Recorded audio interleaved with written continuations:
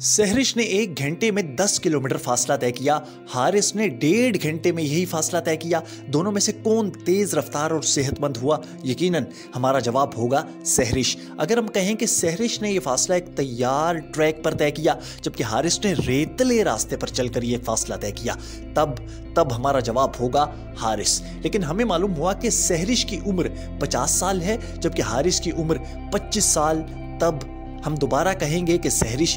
मगर हमें यह भी मालूम हुआ कि हारिस का वजन 140 किलो है जबकि सहरिश का वजन 65 किलो।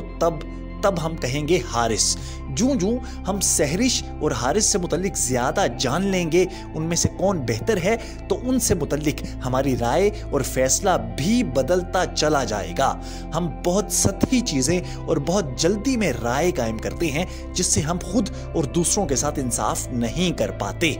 इसी तरह खुद को दूसरों के साथ तकाबुल करते हुए हम में से बहुत सारे मायूस हो जाते हैं। हालांकि हर एक का माहौल मुख्तलिफ होता है, मवाक़े मुख्तलिफ होते हैं, जिंदगी मुख्तलिफ होती है, वसाइल मुख्तलिफ होते हैं, मसाइल मुख्तलिफ होते हैं। आप अपने किसी हम उम्र से किसी काम में पीछे हैं तो इसका ये मतलब हरगिज नहीं कि वो कामयाब और आप नाकाम हैं। वो अफसल और आप कमतर हैं। मुमकिन है आपको मुयस्सर मवाक़े और दरपेश हालात को देखा जाए तो आप उनसे बहुत बेहतर हों।